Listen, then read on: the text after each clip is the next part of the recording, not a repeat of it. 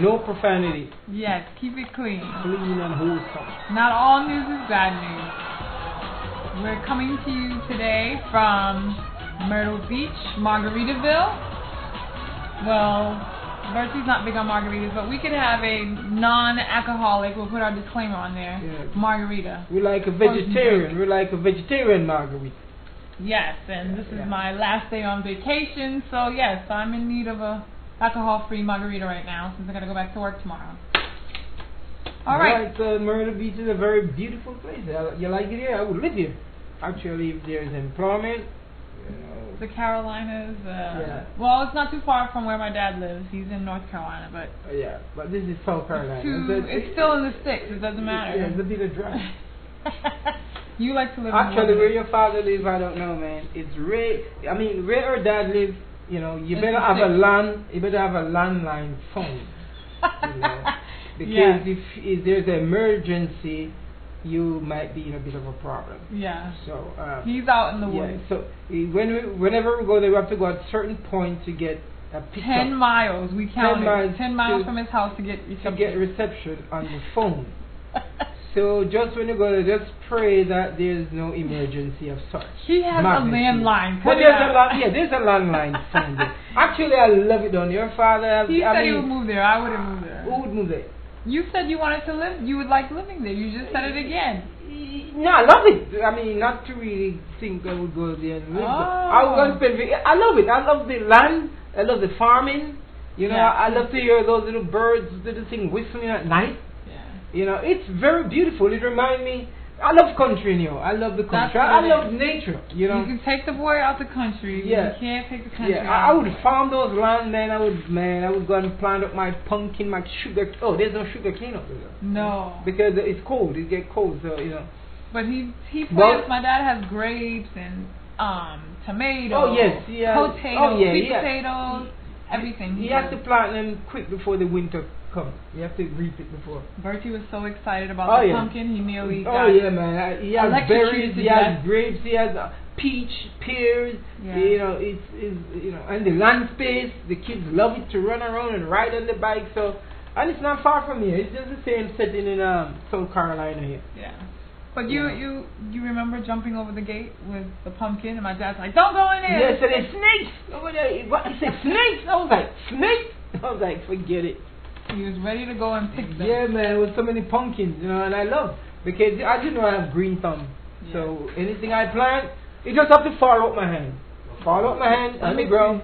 Brown.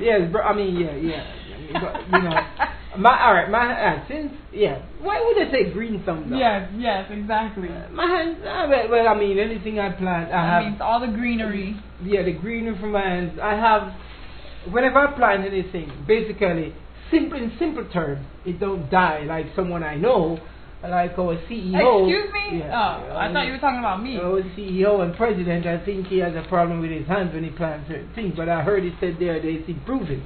Because he planted something and it didn't die. So, You've been known to kill a house plant or two. No. Like if the plant dies, if the plant dies, it's not my fault. It's the soil. It's the soil. You get defective soil. Because I remember I had that plant at work on my desk, growing lovely and nice. Yeah. And as soon as I bring it home, you killed it. I killed your plant. What did I do to the plant? You overwatered it or something. The plant had fungus. Now the plant was hailing. Yeah. And it died. The plant didn't have any health insurance, Yeah. Luckily we have Obamacare coming in next time. Oh, good one. I hope you have some stories about that. Yeah.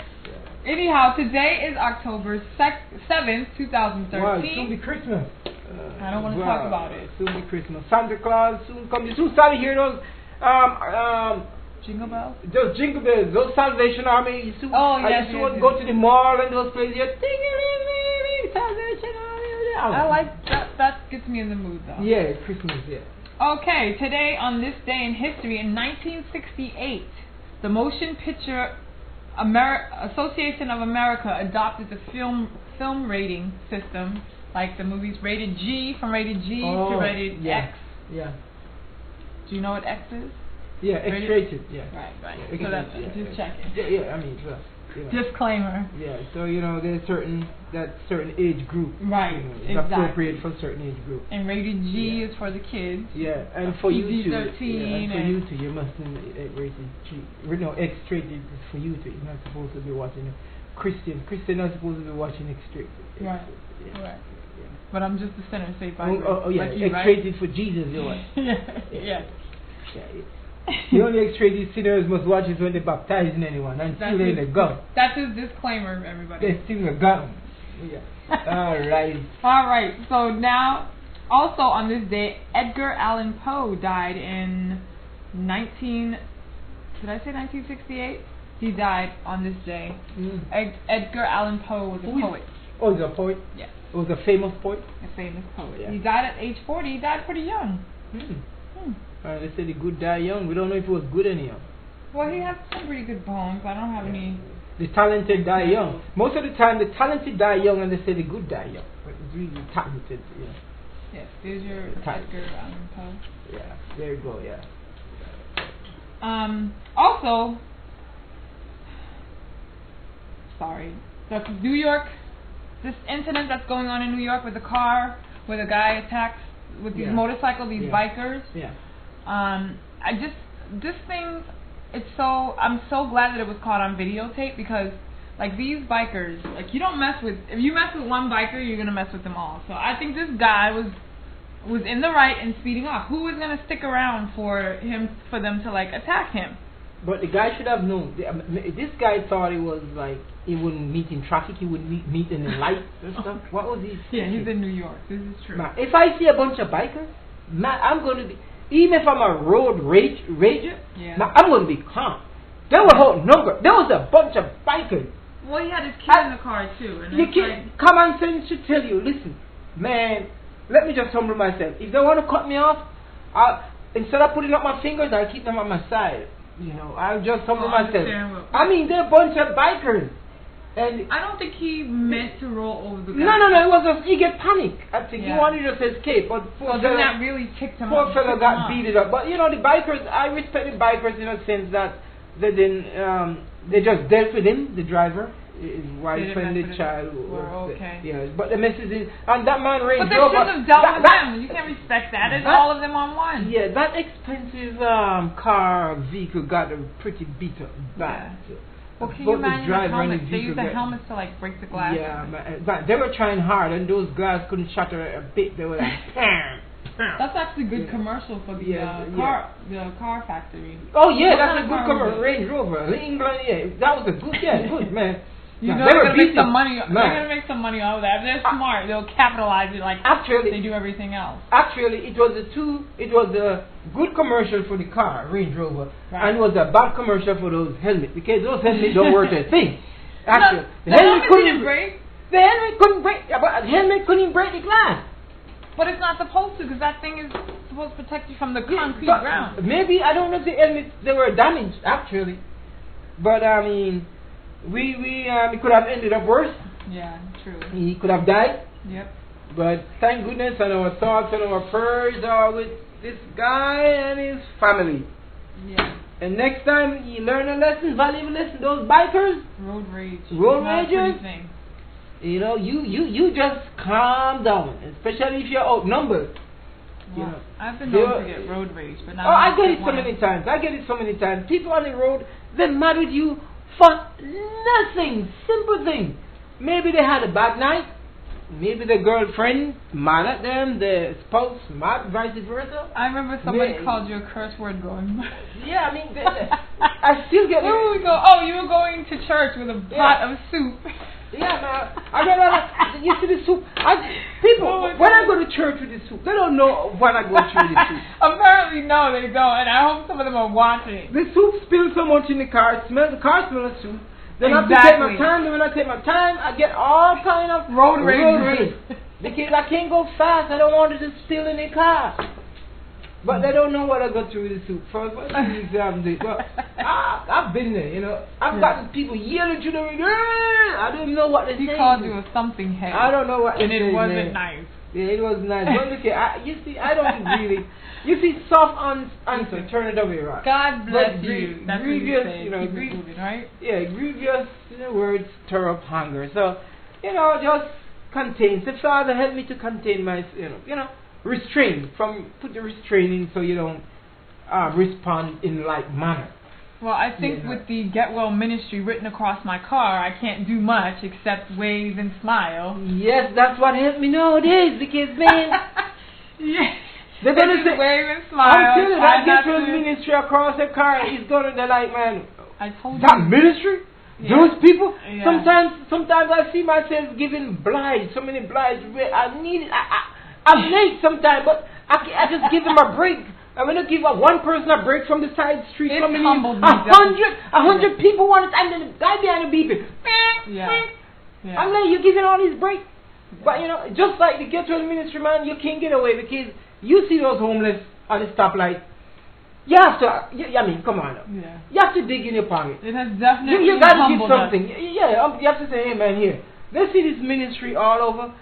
Whose idea was to put it on the front and the back? I mean, yeah, and they could see. Who don't see the front? They will see the back. In the back, so right. There's no escape. Dodging it. There's no escape. Well, hey. Also, in other DC news, the woman who was I guess she had postpartum, and she went to the White House, and they thought it was all because of this government shutdown thing, and the family is really distraught that they shot and killed the poor woman, and I feel bad that they killed her, but they were saying, oh, she didn't have a weapon. She did have a weapon. It had 4 wheels, and she was almost hitting the officers to try and it's very sad what happened, but guess what? She was in the wrong zone. You don't go. She was so in the wrong zone. You're in the wrong zone. I mean, she said that she had some like mental postpartum. Problems. And her sister called in the radio station the other day. I think it was today actually. She calls in and says that her sister, was it a sister or a cousin, said that she didn't have a weapon and she can't understand why they had to shoot. I mean, some of the cops got hurt. Yeah. You see, when she swung that car, they could have been more serious. But as I'm saying, a death is a death. But it doesn't matter the circumstance. A death, a life being taken is very sad. But what I'm saying, under the circumstances, you don't go to the White House. Don't go. Don't take no chances. Even the bird that's flying is going to be checked out. Right. Because the bird can be a spy. Right. So even when the bird fly over there, man, they have the radar checking out the bird if it's a real bird or is a counterfeit bird flying over to well, they were saying car explodes. You know how many people drive in front of the White House? It could be a car bomb. So they were also worried about that. I know there's certain restrictions to the White House and so, but she was behaving erratically. Well, so I mean, says that she was suffering from postpartum. Okay, they don't know. I am a police. I am a secret service. Right. I'm a security personnel. I don't know what you have from where you know. All I know you're behaving erratically, and I am going to check you out. Right. And as I'm saying, she was at the wrong place. When it's Peter, she shouldn't turn that. She should have gone somewhere. Don't go near close to the White House behaving that way. Exactly. You're getting down. You're going to go down. I'm very sorry what happened. And thank God the child wasn't killed because it put her child in danger. Yes, because they didn't know there was my baby in the car. But God protected that child. But as I'm saying, be careful when you go in that vicinity. Okay. Yes. We're going on our short break. Stay true. We have interesting stories here from you tonight. We have our joke of the day. Yep. We have our scripture of the day. Scripture of the day, fun facts of the day. So stay tuned. We're back.